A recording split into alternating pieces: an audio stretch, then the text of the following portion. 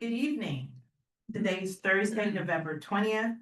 This is the Traffic and Transportation Committee meeting for Community Board 8. I will introduce myself. My name is Debbie Allen. I am the chair of the committee.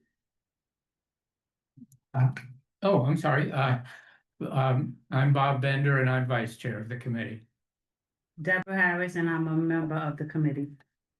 Some of our committee members are late, so we're going to skip items 2 and items 3 on the agenda for right now, and we're going to go directly to the discussion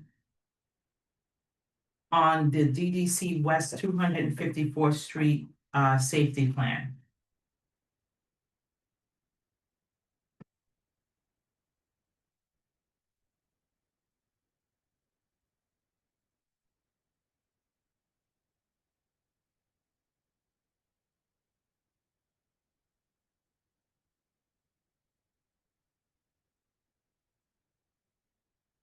Okay, is anybody from DDC on Zoom?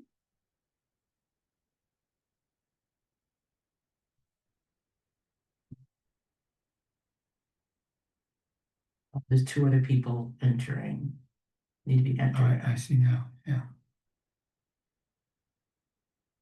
I want to check that they can hear us. Can you hear us? Yes, we can hear you. Perfect. Is there anyone that's on for the DDC? I can check in with our DDC folks, and this is Teresa from DOT, but let me check in with them and see if they're planning to join. My assumption was that they were. Yes.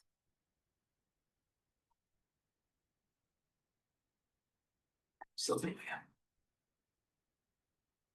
There we go. All right. Cool.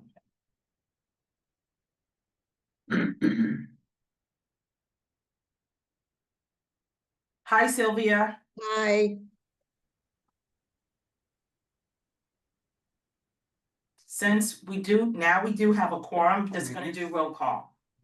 Deborah Allen. Present. Bob Bender, Here. Sylvia Alexander, here, Margaret Della. Absent. Ingrid Dillon. Not present. Deborah Harris. Here.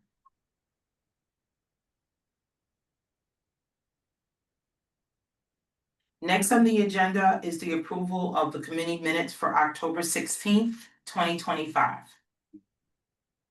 Are there any questions regarding the minutes? No. Seeing that there's none. Sylvia, do you have any questions about the minutes? no, I don't. Thank you. So let's move forward with a motion. A motion to approve. Anybody wants to abstain from the minutes? Or oppose the minutes? So everyone approves the minutes. The minutes for October 16, 2025 is approved.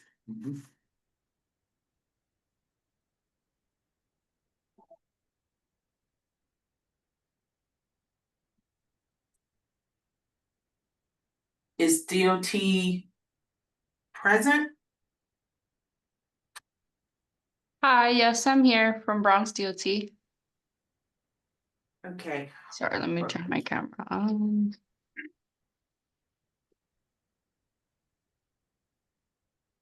Why is it not working? Oh, maybe now? Okay, hi. hi, how are you? Do you Good. have any slides? Any slides you need to share with us? No, I believe we shared the newsletter earlier today. Is this about the bridge? I'm sorry, just to make sure I'm on the same page. Part of it is with the West 254th Street project. And there is some things about the Broadway Bridge. Okay, I'm here for the bridge part, and then our DDC folks were supposed to join for the questions that you guys had shared ahead of the meeting. I just checked in with them. I'm waiting for them to respond, but I'm happy to Okay. talk about the bridge if you guys are ready for that item. Okay, we're ready. We're just going to, just for the sake of time, we're gonna rearrange the agenda. And we are going to go with item number 6 that's on the agenda, which is the discussion of the DOT on the ADA compliance on the Broadway Bridge during construction. Okay, and so then for clarity, for myself, the ADA question is for the temporary path to, the bridge currently on, 225th? Yes. Okay, so yeah, the path is currently meeting our ADA requirements. Is there a specific concern or was there a specific incident that brought about this question so that I can bring that back to our contractor? One of the issues was the fact that when people are either using wheelchairs or baby strollers or any type of adapted devices, that it's not accessible. And that's like is it the width of the path or was it like actually getting onto the path? Is there like a specific point at which they find they're struggling? I think it's the piece of getting onto the path itself, the Okay, cut. okay. I'll have the contractor check that again, just to make sure that it's still compliant, but our understanding was that it was. But that's unfortunate that people are having issues, so I'm happy to take a look at that. And also there was an issue with the lighting. Okay. Since there's like a lot of construction there, it obstructs the visual lighting. So people can actually see to be able to get onto a walk path safely. Okay, maybe we could put some temporary lighting at the entry of the path. Okay. We should let Allegra speak. She was the one who brought this up. Oh, yes. Mhm. Is she there? She's there. I'll ask her to unmute. Okay. Hi there. Thank you so much. So I did come, I think 2 meetings ago, to ask about the ADA compliance, in the September meeting. You are not ADA compliant, and it is because the sidewalk, is only open on the east side of the Broadway Bridge. And, after, like, I have to say, like, someone at Bronx Community Board 8 must be connected to the right people, because about 2 weeks later, someone came with asphalt and they poured asphalt like next to the curb, so the curb would have a slope. I'm still not sure that it's ADA compliant, and I'm talking specifically where 9th Avenue intersects so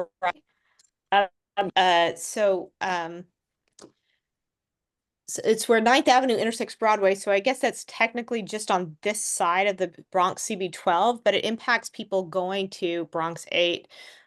They also painted the crosswalk lines.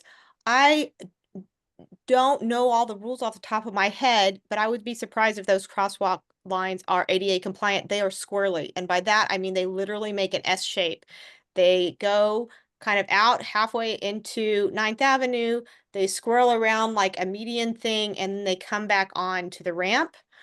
So I don't think they're compliant. And I had asked also because the Broadway Bridge, even though this is technically temporary, it has been temporary this way for over a year now. And there's extreme crowding on the bridge.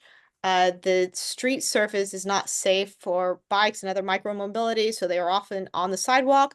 I don't really fault them for that, because I think that the bridge material would eat their wheels, quite frankly, and make an unsafe condition for them. But there's so much, I mean, it's a kind of chaotic and crowding. And I had asked also, like, today, both my kids, we live Park Terrace, like just on the other side of the Broadway Bridge. Both of my kids go to school in Bronx 8. One goes to school in the Marble Hill and one goes to school at HSAS. And so we are over that bridge like all the time in Bronx 8. The crowding is extreme, and it's very frustrating because the contractor blocks off a lane of the car traffic so that they can park their vehicles. And meanwhile, the sidewalk, like one side of the sidewalk on the west side or the southbound side of the Broadway Bridge, that sidewalk has been closed for, I think it's coming on 2 years now. Mhm. And they've taken a lane of traffic, and then they have like this concrete barrier to death, I guess, on the other side, because the cyclists really can't get over on that. So all of the cyclists going both directions, all the pedestrians going both directions are all trying to pile up on this one little path on the other side of the bridge, and it is only wide enough for one single person to go one way to pass at any given time because they have construction barriers and whatnot.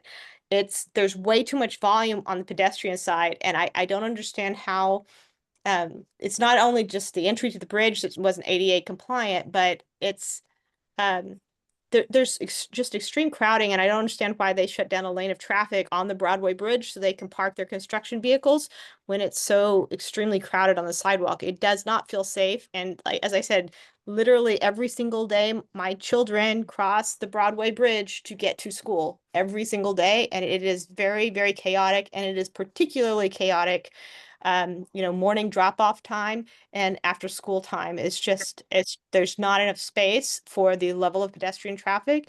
And apparently there's space for the cars to have in the car lanes because they are blocking off a lane of traffic at the Broadway Bridge to park. Thank you so very much. And thank you, Bronx 8, like whoever called the right people to get the asphalt poured. I really, really, really appreciate that. Thank you for clarifying that. Now understanding that it's the Manhattan side, but the approach to the Bronx side where this issue lies. I was thinking that it was on the other side where the temporary path was made with the barriers.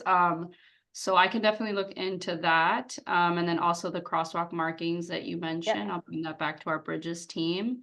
I'm not sure people can get to the other one from that approach though, because it's closed off. Like it's very awkward to get onto, 220 to 225th on like people going to the Metro North. It's awkward to get there with this shutdown. Understood.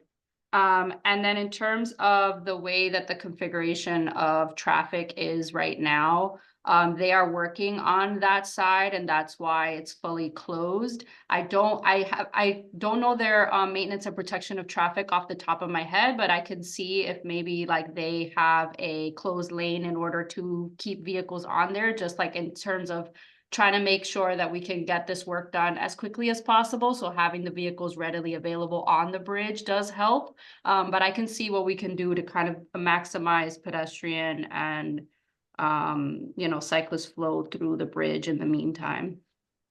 Ms. Cruz, do you know what the timeline is on this project? Because it seems like successive. So this project is scheduled, estimated completion is the summer of 2029. So we still have quite a way to go, and that's why I will take a look to see what we can do to prioritize, pedestrians and cyclists in the meantime. I don't want this to be, ongoing for this long and then people feeling unsafe, on the bridge site. Wow, 2029? 2029. Mm-hmm. It's 3.5 years. And how long has it been in place? Or how long has it been? I believe that's actually a good question. I know this phase, like the phase that lasts until 2029, started actually only in February, but we had a temporary construction condition in the meantime. And that's why it feels like it's been longer, but there hasn't been as much active work as there has been this year because this is when the contract actually began. But I can get you more information on when exactly we started putting out the maintenance and protection of traffic. Yeah, because it's both sides. It's southbound and northbound side. Mm-hmm. Right. Wow. And I also wanted to confirm, but I don't see Farah here, if the community construction liaison was attending the monthly district service cabinet meeting with updates, because she should be on there, so you guys can ask the questions there as well. And she's like that, she's responsible for coordinating with the community on this bridge project. Okay, I'm more than sure she probably has, but we will follow up with her. Okay. Can I ask a question? Oh, yes. Like, given that there's 3.5 years to go, Mhm. I understand this is temporary in one sense, but in another sense, temporary doesn't seem like the right word here.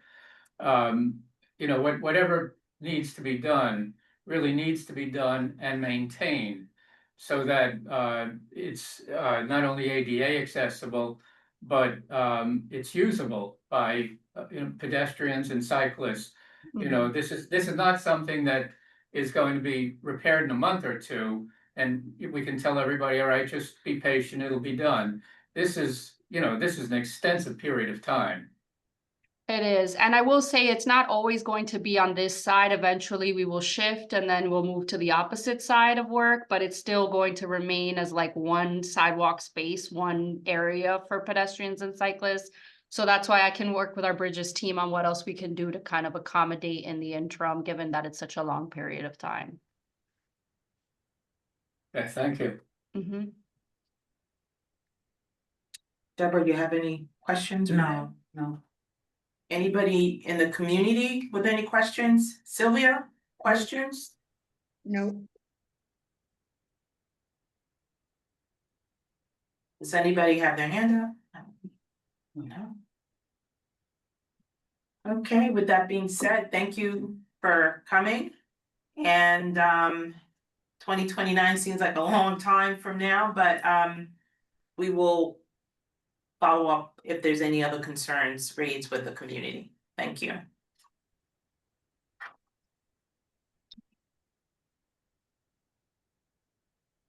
Right.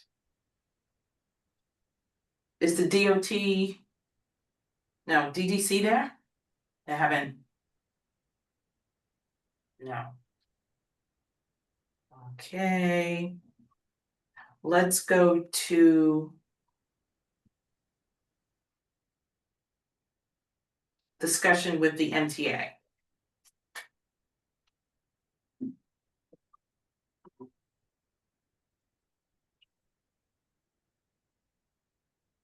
And we'll do the DDC also. I don't believe the DDC is gonna be showing up, so. We did raise some questions with the DDC and DOT about the plans on West 254th Street. And that safety plan overall. They did respond to some of the questions that we had. One, what is it feasible to have a sidewalk on one side of the street? And what was emailed back to the office was capital projects are designed to make it safer and easier for all New Yorkers, especially our most vulnerable population, to navigate the city. To this end, design should consider how people with diverse ability levels, such as New Yorkers with disabilities and older adults. So according to what they said, to maximize safety benefits to West 254th Street, the capital project design includes a sidewalk on both sides. So that's their response back to us in writing. So essentially, having a sidewalk on one side is not something they're willing to explore. The second question that we posed to them was, when was the stormwater plan created and does it reflect current climate change? And they reported that the stormwater plan was created in January of 2025. And yes, it does adhere to climate change that was considered by the DEP, as this project applies to DEP's Unified Stormwater Rule, which necessitates proposing green infrastructure practice to reduce stormwater quantity in the city's sewer system. So that was their response to our question with that in writing. We did ask the question, does it adhere to the standards of ADA? And they weren't exactly sure what we were asking. I believe the issue was because it's a slope on West 254th Street. How are people with disabilities gonna safely make it on the sidewalk? Is there gonna be some type of stop gap or something to stop from people from just literally sliding right down the hill from curb to curb? So that was so they weren't sure what we meant by that, but that was the response that we received from someone from the community. So we're gonna circle back around with that one. And how will traffic be routed? They said if this construction, maintenance and protection plan is still under development. They have no answer for that. So when it happens, that's when they'll present to us a safety plan at that point. The question, will the street be closed during construction? They said at this point it will not, but they still will be exploring, other safety plans with that. Because the Metro North bus, school buses and cars are up and down that street, which is, pretty narrow now. But they had no definitive, written plan for that until it happens. How many trees and bushes will be eliminated? They said approximately 19 trees will be removed along West 254th Street for the design purpose. And they said that they will replace it with the current design of plantings of 21 new trees along West 254th Street. So that was the response, but they did email us back from DDC. Oh, I see some people have their hands up.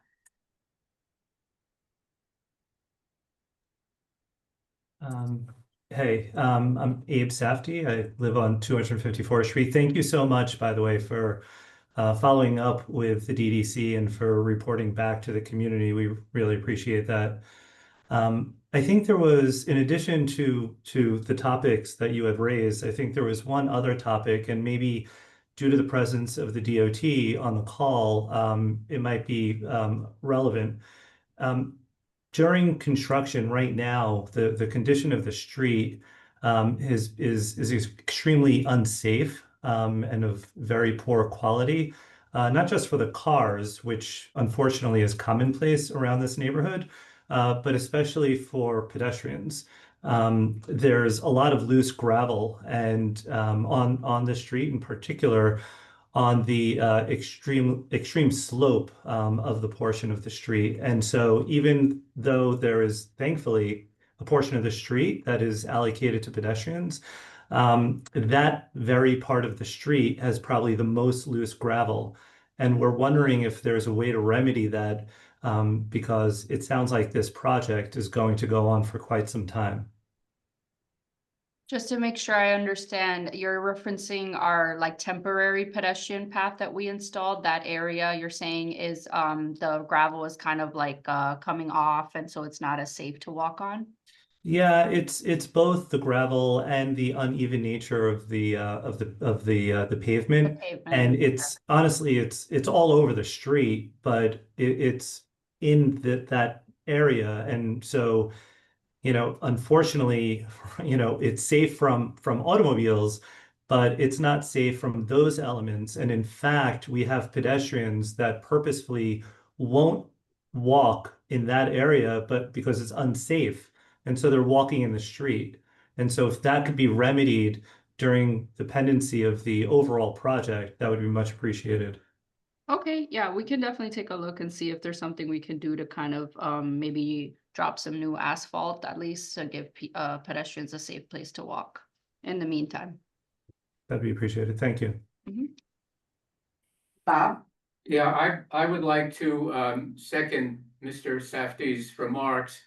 I walked down that street to get to the Metro North Station, the Riverdale Metro North Station. The worst part of the street is the part that is allocated to the pedestrians. It's extremely uneven. What most people do when they walk down there is they actually walk out in the street section until they hear a car coming, and then they walk back into the pedestrian side. It's very uneven. It's the most dangerous part of the street. And to make matters even worse, now that we're in the winter months when we don't have much light, the lighting along the street is terrible. And to walk in the pedestrian area, if you're not thoroughly familiar with it, without any lights, you're at great risk of tripping and falling. I saw the timeline for 254th Street, and I believe it's not supposed to be completed until 2030. And I know DOT is reluctant to make repairs to a street that's about to be torn up and so on. But I'm telling you, as Mr. Safdie said, the current condition is truly dangerous. Understood. And yeah, that generally applies to like, we wouldn't do a full resurfacing of the roadway ahead of a capital project, but I think that I'll speak with our roadway crew to see if we at least can do some patchwork just to kind of make these areas at least walkable in the meantime. So let me take a look at that and I can get back to the community board. Thank you. Mhm. I did just have one other follow-up. To the extent the committee is going back to DDC for answers to some follow-up questions. Perhaps one follow-up question from the previous meeting was to maybe get some clarity on the current plans on whether or not parking is going to remain on 254th Street. The early plan that we had seen or that the DDC had discussed was that if there were to be sidewalks on both sides of the street, at that time, originally, the plan was to eliminate parking on both the north and really the south side of the street. Right now, there is no parking on the north side of the street. Now that you've received confirmation that in fact there will be sidewalks on both the north and the south side, the question then remains of whether the plan is still to eliminate parking on the south side, because in the last call, I think there was some confusion as to that point.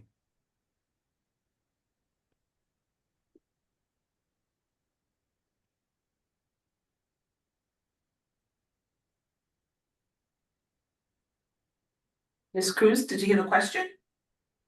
Sorry, I thought that that was follow-up for DDC, but I can let you know that there was, at least to our standards, there's no parking on either side of the street, and that's going to remain as part of this capital project. With the sidewalk installations, there's no room for curb access through parking.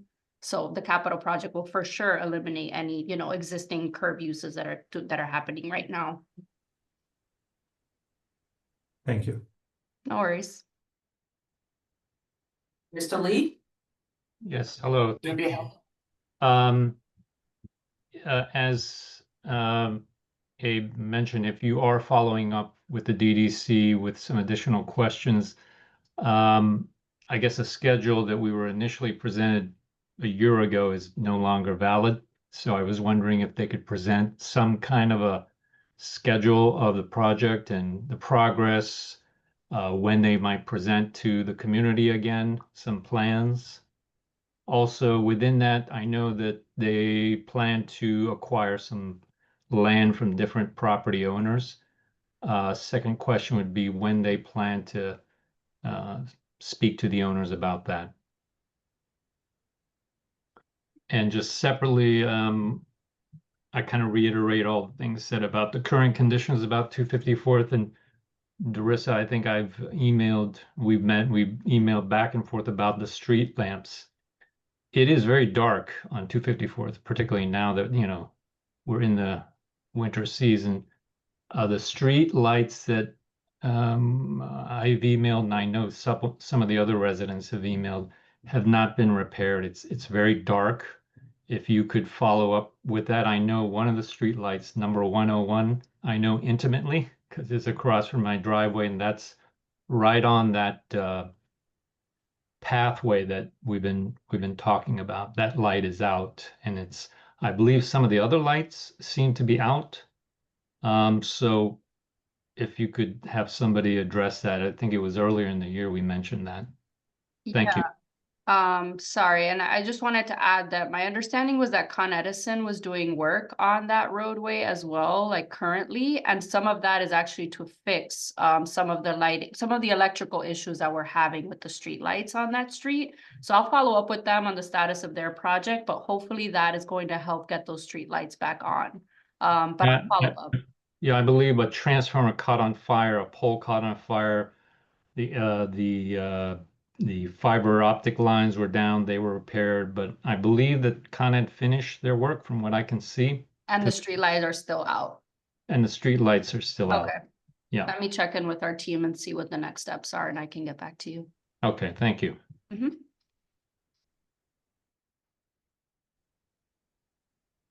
Also, sorry, maybe for my own understanding here too, and just because I missed the last time DDC was here, but I thought that they did present a schedule in the last presentation. Was that not the case? They presented a temporary schedule, Ah, but they're okay. not on schedule. I see. Okay. Because there was supposed to be an outreach with the homeowners. In the fall, but now we're almost Almost into the Thanksgiving. winter. Yep. Yeah. Okay. So my understanding, there's supposed to be a possible tentative date in December, but it's not confirmed, the DDC. But they haven't told us yet at the office. Sasha has her hand up. Hi, thanks. This is Sasha Goli. I'm also a resident on West 254th Street. We had previously also raised in the designated walking path, some boulders have been put initially to prevent cars from parking there. But the result has been that it impedes pedestrians walking in the walking path, especially those with strollers or any other objects. So they walk now in the street, kind of creating the problem that the walking path was supposed to address. So I think we just wanted to get an update on the state of those boulders.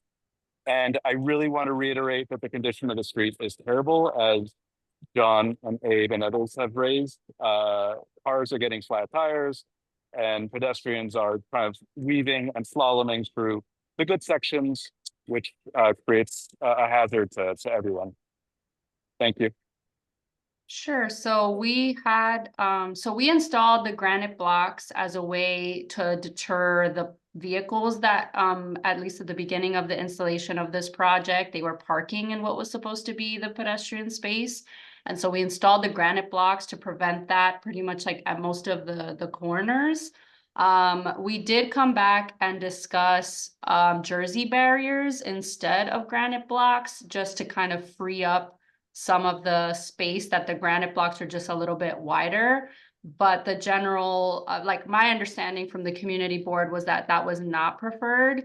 Given just like, first of all, just the aesthetics of the neighborhood and having jersey barriers kind of installed there. And then also, there are like a couple of driveways that we had to consider. And so the plan was to keep the granite blocks until the start of construction for the capital project in the meantime, just as to continue to provide at least some sort of space for pedestrians to get across.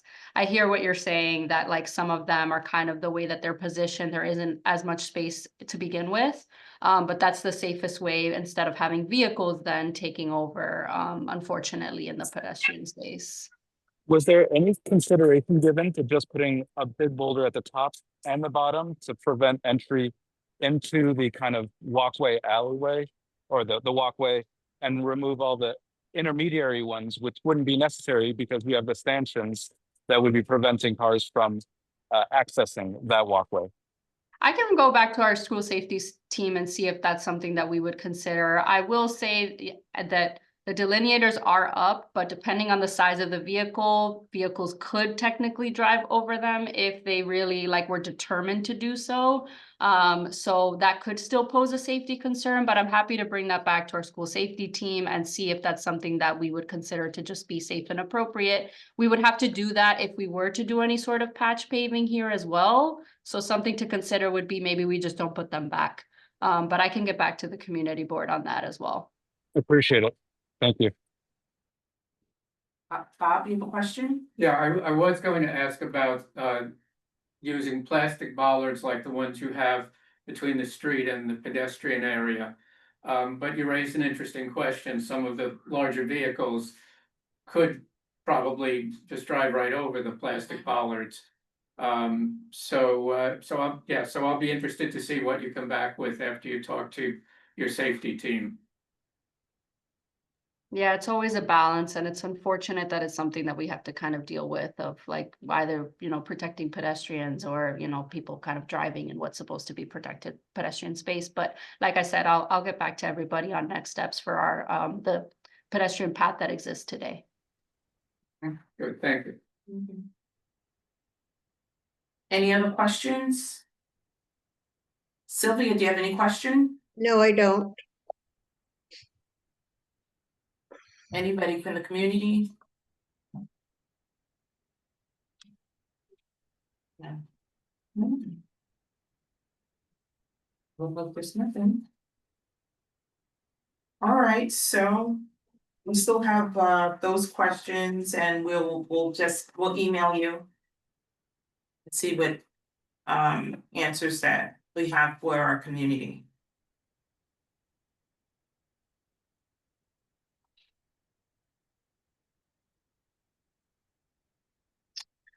Alrighty. NTA. Is MTA on there or no? I don't think so. I don't see anybody. Yeah. Cause we had some questions about the bus stop issues on West 261st Street and Broadway. And the follow-up on the Broadway corridor walkthrough. I don't think I see anybody from MTA. Let me just check.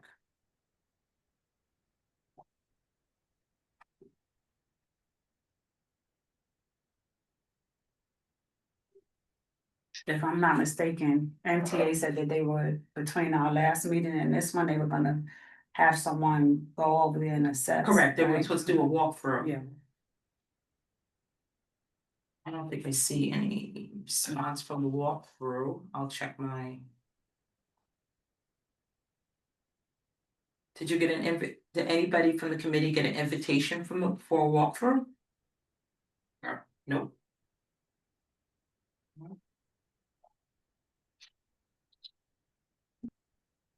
All right. We don't see anybody from MTA. And I don't have any follow-up from them. I'm just gonna check one more source.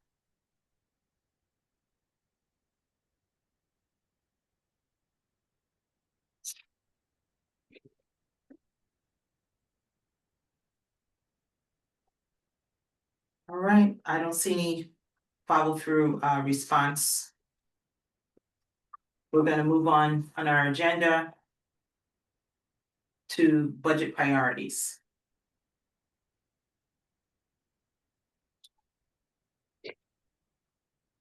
Before, just 1 second, before we move on, Luciano from DOT and Holly from Bronx DOT, anything you would like to tell Community Board 8? Inform us of anything? No, thank you. No, there isn't anything? How about Luciano from New York Re- DOT? Renee and Holly are here like as part of my team, and so they're like here to kind of support me and giving updates to the community, so they don't have anything else to add. All right, so there's no updates? Not at this time. Okay, thank you. Okay, all right, so we're gonna go on to item number 7 that's on our agenda, the budget priorities.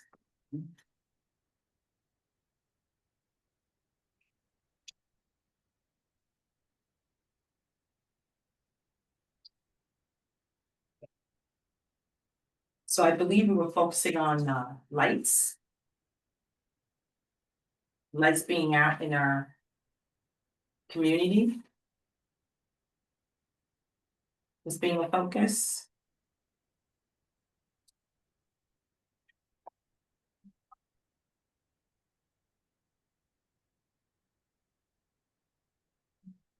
Well, that's, Twenty-seven. Debbie, that's regular maintenance. You know, it's not that we're asking for money for. Additional lighting. Exactly, additional money for some purpose. That's just ordinary maintenance, which really should not be a budget priority. Okay. Mhm, yeah.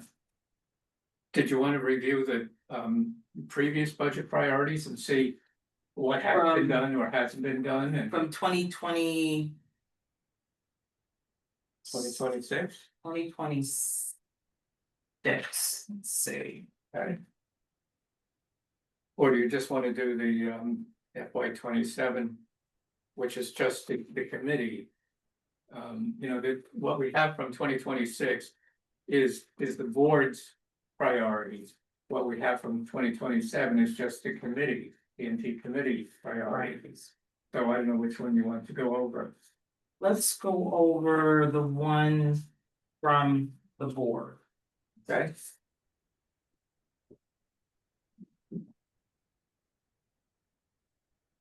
Funny.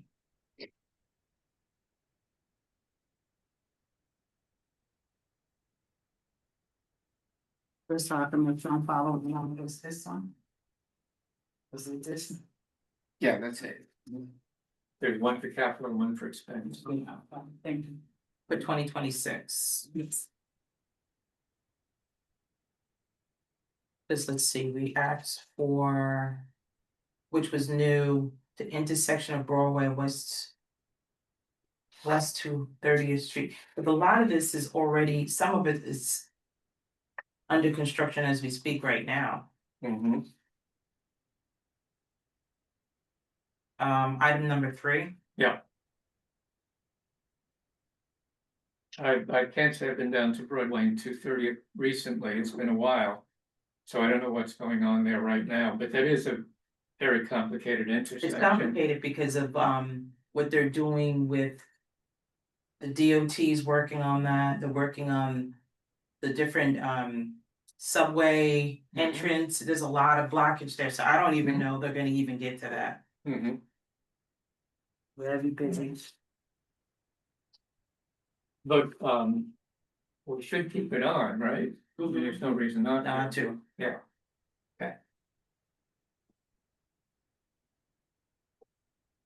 Keep that. And then you're down to item 6. Number 6, West 231st Street countdown clocks. The bus shelter and countdown clocks on the east side of West 231st Street between Broadway and Albany Crescent Avenue. I believe there's one there already.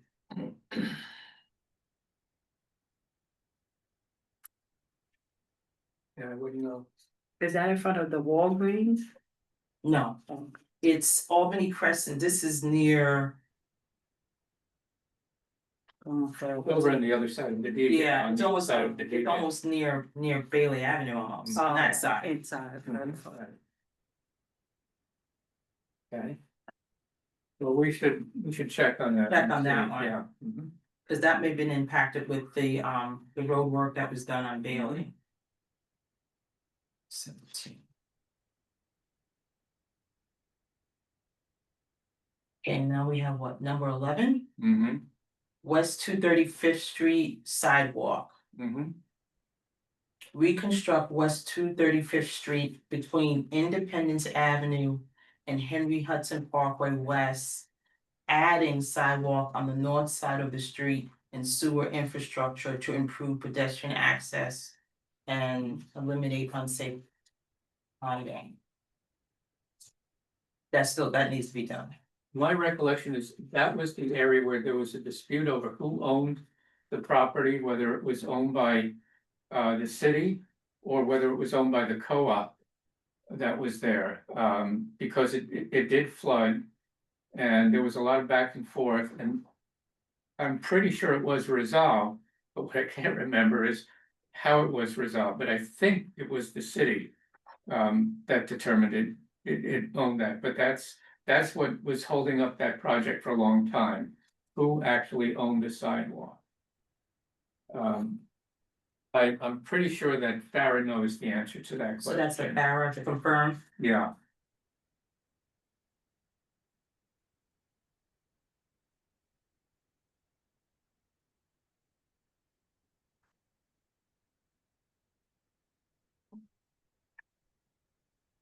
This I know this needs to be addressed. Number 16.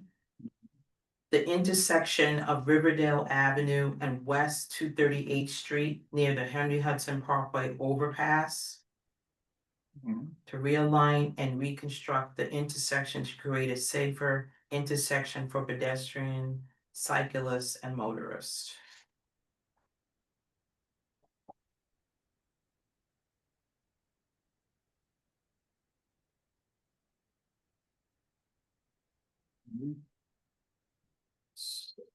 Well, let's see, the monument, that's 239th Street. 238 is like right before you're going down the hill, on the other side. Right, okay, I've got it now, yeah, I know exactly what it is, okay, yeah. Yeah, it's on the west side.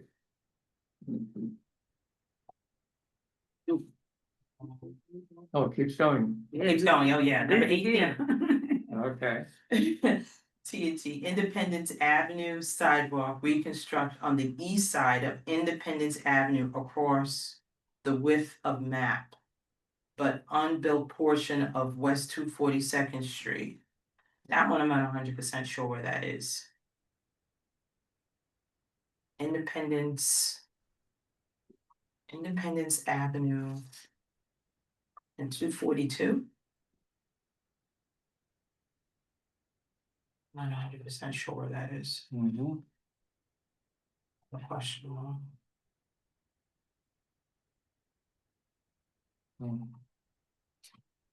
Yeah, I can't picture it I either. can't picture it.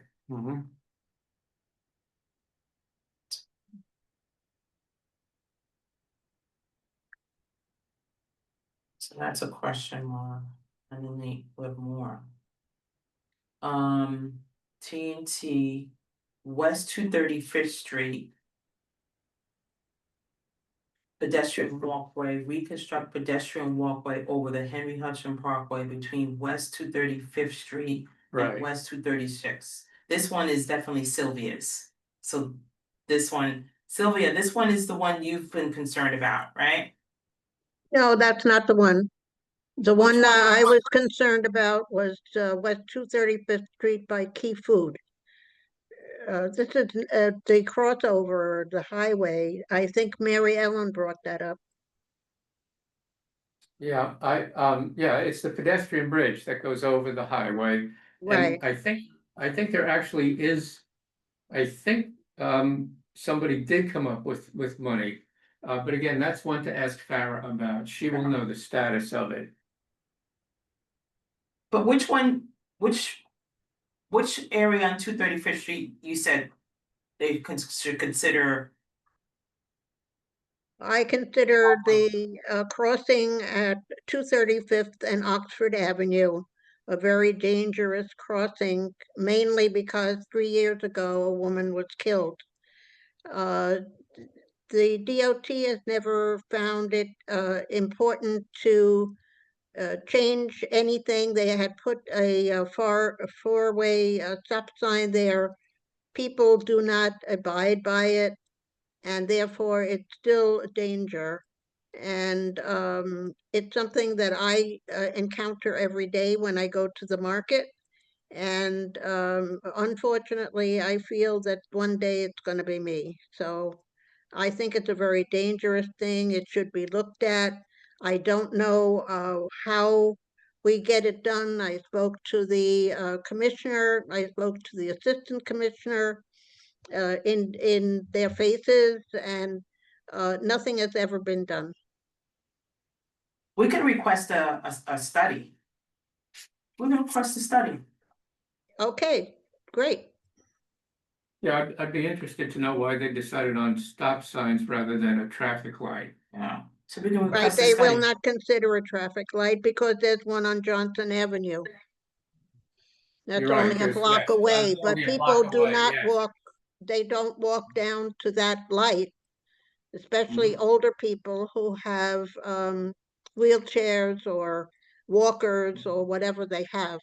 It's way out of their way, and they shouldn't be required to do that. Yeah. Okay. So you think they wouldn't adhere our request for a study? They said they did a study and that wasn't necessary, so I don't know where that study was done. It would be interesting if we could get a copy of that study. Okay. And I request the study, and when they say we're not gonna do the study, we wanna request the old study. Okay, Okay.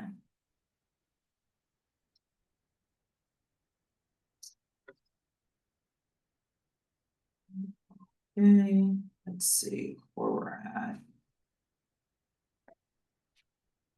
Number 21. Another TNT feasibility study. Oh, we requested a feasibility study on West 235th Street pedestrian walkway. Feasibility study for ADA ramps to be added to the pedestrian walkway over Henry Hudson Parkway between West 235th Street and West 236th Street. We should continue to keep that, right? Yeah, That is not at all ADA compliance. There are steps, but someone who has a difficulty can't maneuver that. it would be a real challenge to make that ADA compliant because it's so steep. You know, for ADA compliance, you need a grade no greater than, I think it's 4%, might be 5%.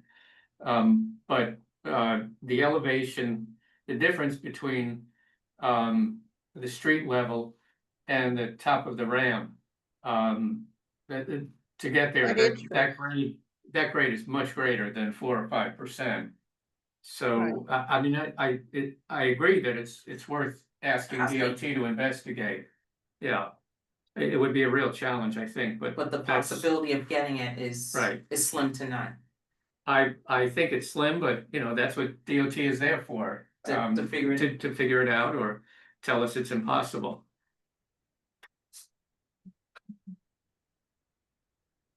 And number 23 is. No, 22, Deb. Oh, sorry, number Yeah. 22. Mhm. Van Cortlandt Park South, Step Street, reconstruct the Step Street from Van Cortlandt Park South to Gale Place. Yeah, it's needed, cause the steps are falling apart, the lighting's not that great, so I really think that number 22. Mhm. Should, You wanna move it up? yeah, Okay. Let's consider that. to, That's right by the area that they're renovating right now, where Bailey Avenue runs into Van Cortlandt Park.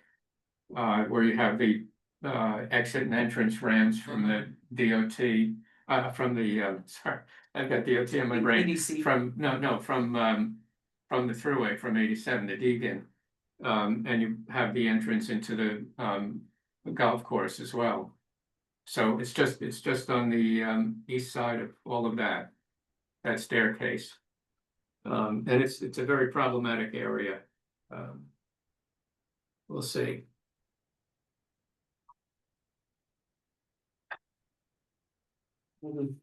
number.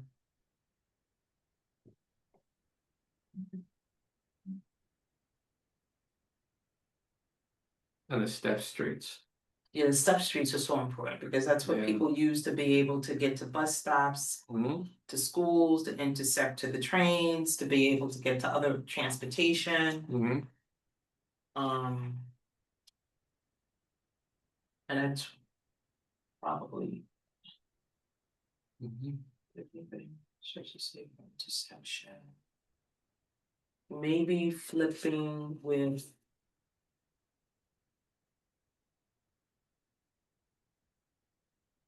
I say flip it with number 6. One Step Street is being done, isn't that over at Sedgwick Avenue? No, this is the one. The Step Street this is number 22, Van Cortlandt Park South, Step Street. From Van Cortlandt Park South to Gale Place. That's the one they're doing now. No, just to move it up in terms of priority. Okay. What are your thoughts, Sylvia?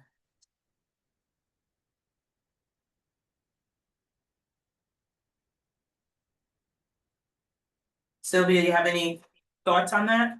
moving it up? No, I just remember that there was a step street that they're working on right now, um, which was very necessary. And they finally got around to it, but I don't remember exactly where. I think it comes down to Bailey Avenue, but I'm not sure. Yes, it does. We have New Summit, right? Summit Place, Yeah. yes. Mhm. Yeah, Yeah. Summit Summit Place, right, right. Yes. So Okay. if that's on the list, we can cross that off. Well, oh, that's not even on this Yeah, one. that's what on the list. That's not on the list. I'm talking about moving that step street instead of it being a number 22 priority, like moving it up to like number 6 or number 11. So I have Oh, a question, what do you make? No, if we can get it done sooner, why not?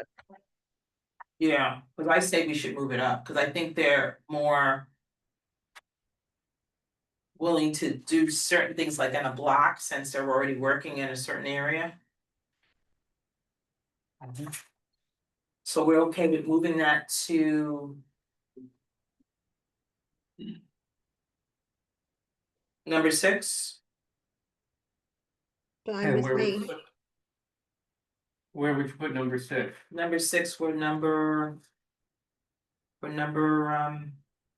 22 is, Okay, so you're gonna move it way then. yeah. Okay. Well, remember, we have 2 that we're still waiting to find out about the status, the number 11. This is the 235th Street, the sidewalk between Independence and Henry Hudson. And also the pedestrian walkway over the Henry Hudson at 235th Street. Again, I think in both of those cases, there have been some resolution, but I'm not certain. Oh, the one Sure. for number 21? Or No, oh, number 20. no, number 20. Number 20. I mean, 21 it's the same location, but it's a different request. Oh. You know, for ADA accessibility. But it's the same location, the same pedestrian bridge. But as I said, I think there's funding there for number 20, and I think number 11 has been worked out. But again, let's check with Farah. Okay, don't move it to number 6. You wanna move number 22 to number 6? Mm-hmm. Personally, I'm open to that. Yeah. Cause people having access to get from one point to another, I think is more, if you had a way out than a Countdown countdown clock. that may be installed and been broken great the next day anyway. And people have apps on their phones. That's how I do it. So make number.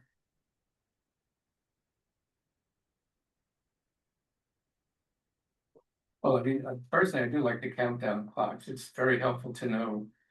Do I have 5 seconds to cross the street or do I have 20 seconds? I mean, 20 seconds I'm going to cross the street, 5 seconds I'm not. So, This was for the bus. on number 6? Yeah. Bus shelter countdown Oh, clock. it's the bus shelter. Yeah. Oh, sorry. Yes, all I had to do was read it. You're right. Okay. Cause I was gonna say, a lot of times those bus countdowns have really, 1 minute it's, you look Yeah. up, especially for the BX1, Yeah. BX2. 1 minute, it says it's 1 minute, and the next minute you blink, it says 20 minutes. Yeah. Okay, my mistake. Never mind. Oh, I no problem. totally agree now. Let's move 6 farther down. Okay, so let's Yeah. move 6, okay, to number 22 will be number 6. Okay.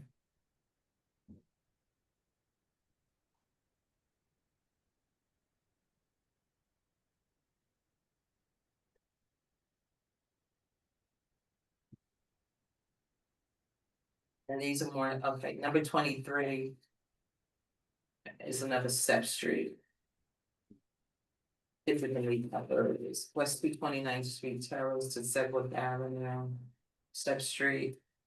And 231st between Sedgwick Avenue and Kingsbridge Terrace. I think we can just let that stick and stay where that is.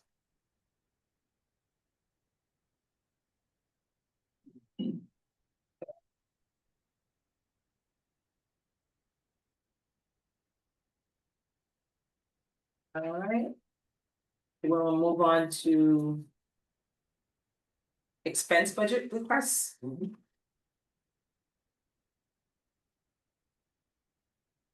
Okay, the first one. Oh, but it's ranked number 20. Oh, it's ranked it's. Okay, I see what this is. Okay, so it's rank number 1 for 2026, but we're ranked number 21 in 2025. Mhm. So we just flipped the ranking, it went up. Safe crossing to increase funding to expedite into inspection and maintenance of pavement at crosswalks through the district to mitigate falls. Refresh crosswalk lines. I think that's reasonable. That should be number 1. People should be able to see and pedestrians visibly where the crosswalk is. And adding audible crossing signs near large senior populations and shopping areas. They should also add by schools. What do you think about that? Audible crossing signals near large senior population and Right. shopping areas. It should be also and by schools. Oh, I agree, To add schools. yes. Yeah.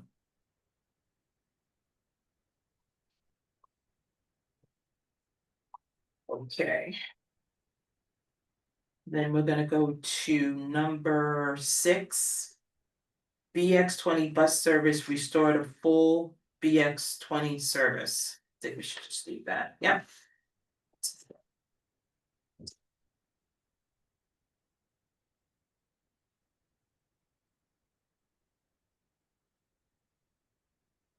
We didn't have anything else? 30, number 30. Nothing in. Broadway corridor parking study. Oh, wow. The Broadway, okay, number 30, which was new for 2025, but ranked number 30. Broadway corridor parking study to conduct a parking study of the new Broadway corridor to better understand future capital or expense priorities to balance supply and demand of parking, including commercial parking. I personally think parking is very important. I think parking is important to businesses. How people are able to have access There's. to businesses. I don't think it should be number 30, but I don't know if I have any negotiate. Crosswalk crossings is safer also, is important also. I try desperately not to drive on Broadway corridor. If I can possibly avoid it, because the traffic is so slow, it's so congested. And one of the problems is that, there's very little commercial only parking. And most of the trucks, double park. There's no commercial. Yeah, I don't think there's any. That's possible, yeah, I don't I mean, think I there can't think of where it is, so you may be right, that there's 0.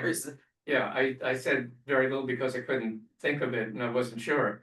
But yeah, so what happens then is you have the trucks double parked. And so you don't have 2 lanes of traffic, one under the L and one alongside it, you just have under the L. Because you can't go very far and then, there's a double parked truck and you've got to get out in the main area under the L. I don't know what can be done, but I think that's exactly the reason why there should be a study to figure out what can be done. Yeah, But rank number 30 well, that's the give and take that happens, when Yeah. all the committee. come together. Yeah, but I agree, I think that's something that should I would be a like higher that. priority. I would like to negotiate to number 2 or number 3. That's a pretty big jump. You might have some resistance. What on area that. does BX20 serve? Like, I'm not even seeing that route, that bus at all. Uh, So could it be moved with to number 6? I don't know what's missing. I don't take that bus very often, but I it don't does, you do? I don't, Yeah. it runs the I've never same seen route it. as BX, as the BX 10. And 7, Oh. Yeah. To a certain to a certain extent, and then it just cuts off. right, Okay. yeah. I'm not familiar enough with it to comment on it. But I'm not sure. I mean, frankly, between that and the Broadway corridor, I would say the Broadway corridor is a higher priority. Correct. Yeah. Me too, especially if it is close to the BX7 and the 10, so Mhm. they already have maybe sounds One, like that 3 one- options. Yeah. One or the, at least one other option. Sorry, BX20. I don't know, Well, we'll see. we'll see. Yeah. I'm Well, sorry. we can go- I don't mean to interrupt, but I am somebody who uses the BX20. And Okay. it does Okay. not follow the BX7. Yes, Okay. correct. But what it does is it would go, the kind of the southern route up to get to Capic from Broadway. Like that long street, like when you go Right. on 230th and you can go to the right and you go up Riverdale Avenue, or you go to the left and then you go the long way that way up the nose and you go by Capic. That's how the BX20 would go, and then would go along the Henry Hudson Parkway. And then it connects there down to like the A train and stops in Inwood. And so if you are trying to get between the A train and you live in the southern part of Riverdale, or you've got businesses, doctors, like we have doctors up there near the Capic area, Henry Hudson Parkway, the BX20 would be the bus to take, but it doesn't really go anymore. Yes. Oh, Wait, the part of it, I'm sorry. I'm sorry, I was gonna say the BX20 goes to the A train. To Manhattan. The BX20 would go A train. It stops, I don't know, it stopped like 204th Street across the Broadway Bridge. And I can't remember if I think it must have, I can't remember if it turned, I think it turns left on 230th, although maybe it turned left on 228th Street, but then it makes its way, by the BP station, that kind of weird intersection there. It goes left and then up that way, so it hits the Henry Hudson Parkway at Capic Street and then follows the Henry Hudson Parkway, so it catches those blocks. And it's a bit, because it's a shorter route in Manhattan than the BX7, theoretically does not get so tied down in the Broadway traffic that you get between the 168th Street, because the BX7 terminates at 168th in the hospital, or whatever, maybe it's 165th or something, but We'll have to look at it. We'll look at it. Yeah. Okay. Do you know why the service was interrupted, like stopped? It could have been through usage, I don't know. Mhm. Yeah, that's an MTA question. Okay. Alright. Okay, so we've looked at that thoroughly, and we'll look into the BX20 Mhm. and see if we could swap something out. Okay, so let's go to new business. Mhm.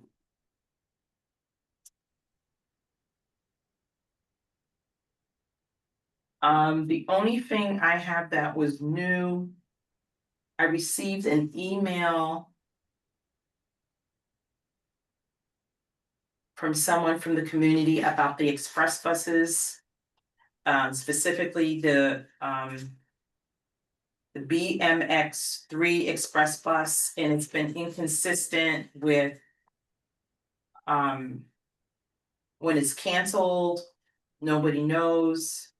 And people are concerned because they're trying to go to work and then the express bus is canceled and they can't get to work, and then they're scuffling to try to get onto a bus, into a subway to make it into the city. So we will reach Another out, MTA question. another MTA question Yeah. with the express bus. Well, that's the bus that goes all the way down to Wall Street, I believe. I think that's the BXM18. Or Wall Street. This one From goes to Riverdale. 26th Street down Madison and 26. Okay. All right, but yeah, I mean, it goes through Midtown. Yeah, and Yeah, it's okay. it's a hefty commute to, have to figure out while How you're do you- waiting for the bus and it's a Mhm, no-show. yeah. And you may not be near the Metro North Station Mhm. to be able to make it. To be able to get down to the east side of Manhattan, Right. cause it's, that express bus is going like down Sedgwick Avenue, it's like in the middle. Of, our district. So that's another question for. The MTA. I'm sorry, Ellen, do you have your hand up? Yes, hi. I wanted to bring something to the committee's attention that I believe you've had some communication about from my neighbors as well as Manhattan University. And it's a food truck that has been parked on Waldo Avenue for over a week. We've submitted numerous 311 complaints, and most of them had been dismissed. But I spoke to a police officer this morning who told me that they have told him, the owners of the food truck, that they are not parking overnight, that they actually move every night, which they do not. They have been totally parked there, taking up 2 spaces, with the rumbling of their generator and the greasy food smells wafting into our homes. He said that if I document that they're there overnight, which I can with photographs, I can send them to him, and they will confront the owner. So that's a bit of hope there, but I know that they have all the permits and everything. I've been assured of that, but it's appalling to me that a food truck can just park in a residential street when brick and mortar restaurants have to get permits to put seating in the street. So anyway, they're not legal to park there overnight. They're supposed to move. Yeah, I see there's correspondence, I know you've been in contact with our district manager, Farah. Yes, And I I know have. you've been working closely together on this issue, and I know that once there's some type of resolution, she will reach out to you, but I know that she's been following up on this. Yeah, she's been great. I also know that Abigail Martin, who is our co-op board president, has also been in contact with Bob Bender. That's correct. Right, and I said I would make sure to bring it up, but it's been brought up. It's been brought up. Thank you, thank you. And we appreciate letting us know, and we can, make the community a better place for everyone and not have to deal with things that may not make us comfortable as neighbors. So thank you. Oh, Nancy, thanks. Yeah, hi. Yeah, I live in the same building as Ellen, and I just want to just confirm everything that she's said. I mean, we've also that they've also parked there for over 7 days now and taking up 2 spaces. And I've also complained to the DEP because of the generator noise. They start at like 6:30 in the morning and it goes sometimes some nights until 11. And it's winter now, our windows are closed, and I'm on the 2nd floor and my bedroom smells like a food truck. Sorry. Yeah. That's Yeah. bad. So, yeah, and I mean, I've talked to the police many, many times, and they just say, "Oh, they're not violating anything." Anyway, thank you. All right. Thank you for letting us know, and I know that they're gonna follow through with this concern with that. So thank you. Is there, Bob, you wanted to present something? I want just mention something which I would like to discuss in detail at the next meeting. Okay, There was a proposal in the legislature in Albany this past year. It passed in the Senate, but has been bottled up in the Transportation Committee in the Assembly. And this is to install something called a speed limiter on cars that have been driven by people who have terrible driving records.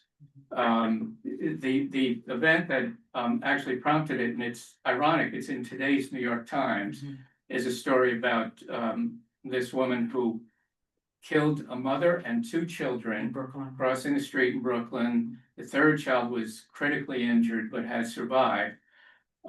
She was driving 68 miles per hour in a 25-mile-per-hour zone. She has outstanding fines of $12,000. She racked up so many violations. She was driving with a suspended license. And right now, that's the only remedy, is that you suspend the license and you fine people. But she had $12,000 in unpaid fines. What does she care about the fines? She's driving with a suspended license.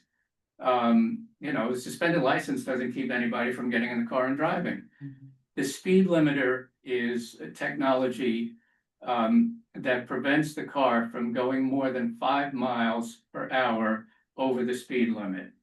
It has actually been used in New York City municipal vehicles. There was a pilot a couple of years ago, and I don't have all the details. I mean, I will do that when I'd like to discuss it at the next meeting. Particularly because the legislature reconvenes in January. You know, which is why it'd be great in December to come to some judgment on this. But when New York City installed it in municipal vehicles, I believe the compliance rate was 98%. Wow. You know, you're in a municipal, this is your job. You know, you're gonna lose your job if you violate this. It is invasive, but there already is an example of another invasive technology, which is if you've been convicted of DWI, you have to install something in your car that is essentially a breathalyzer. If the device detects alcohol, the car will not start. So, you know, yes, this is a serious impediment for people, but it's only used for people, you know, this is not for somebody who has, you know, gotten a couple of tickets for going 25 or 30 miles an hour in the school zone, or who thought they were gonna make it through the intersection and the light was red and the camera got them. You know, if you get a couple of tickets like that, we're talking about people with multiple tickets, you know, scofflaws, people who are just utterly reckless. You know, I'm glad that it passed the Senate. Its fate in the Assembly is unclear. But I think we really need this technology. You know, there are over 100 pedestrians killed in New York City streets every year. Some years it's as high as 120, 125. 99% of those people are killed by motor vehicles. Wow. So, Do they have data on how many people that are injured? Or they just have when people are killed? I'll look into that. Yeah, Yeah, I don't know. Okay. because you may make it, but you're totally Well, disabled. they do, yeah, I know they do have serious injury statistics, so, you know, but that should be possible to find, yeah.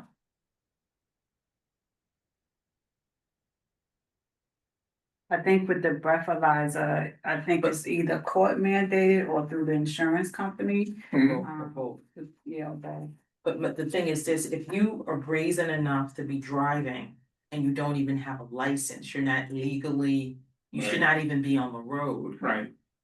So if you're legally not supposed to be on the road, Yeah.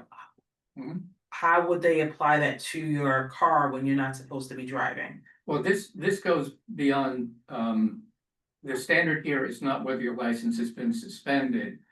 It's, you know, I mean, if you rack up all these violations, of course your license is going to be suspended.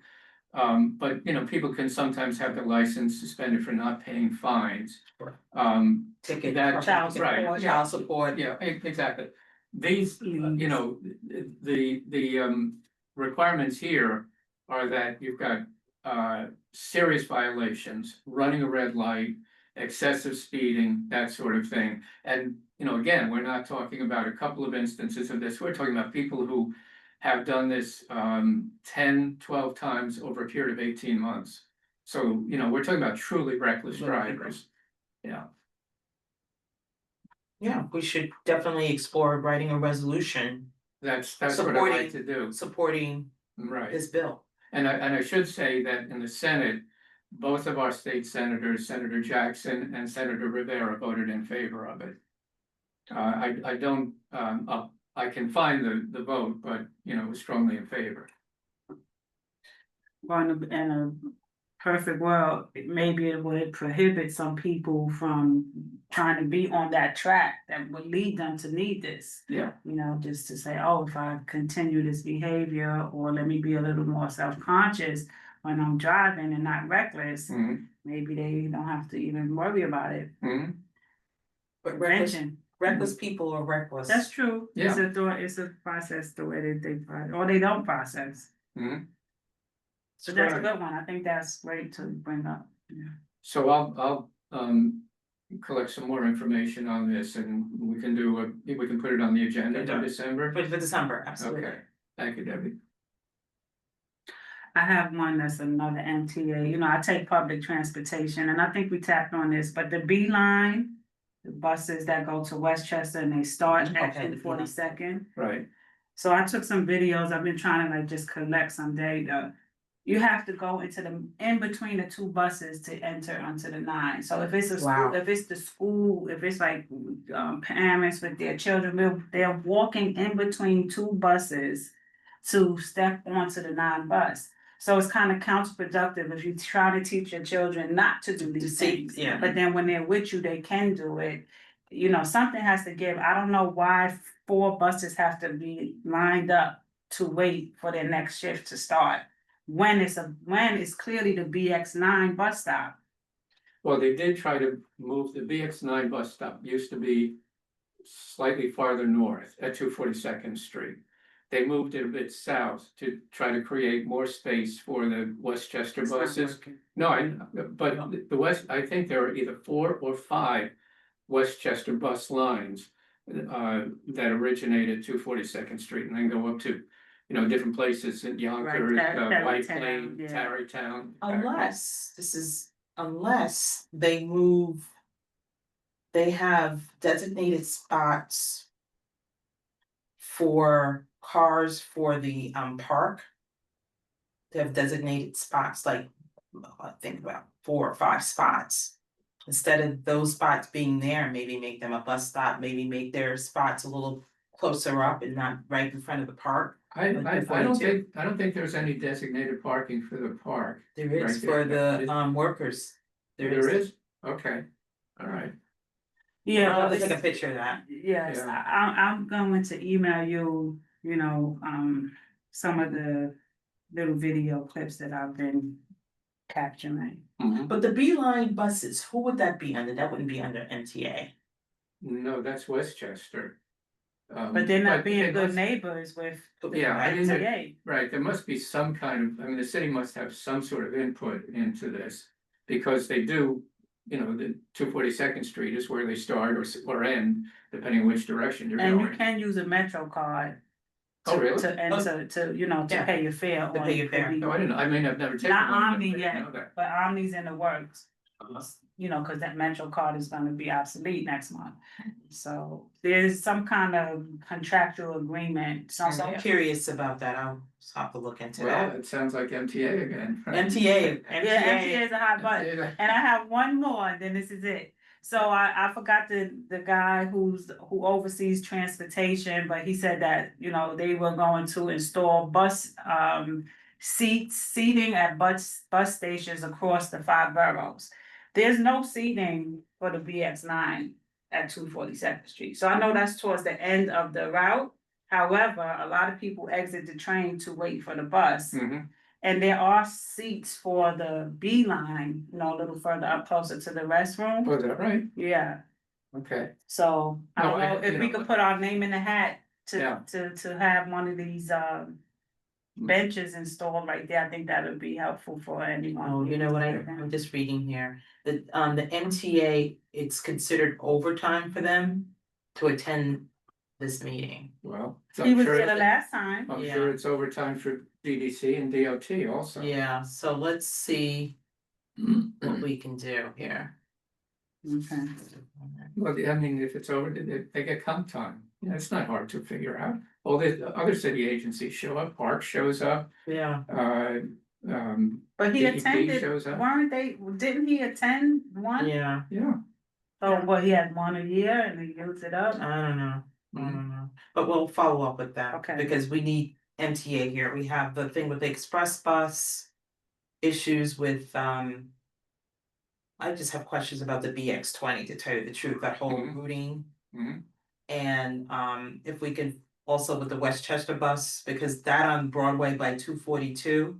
Mhm. That's one of the cruxes of why we have such bad traffic. Mhm. Near misses. And we have 261st Street. Yes, correct. And if we could address that before the new residential building opens, which is gonna have a large influx of people moving 242 around, and you know.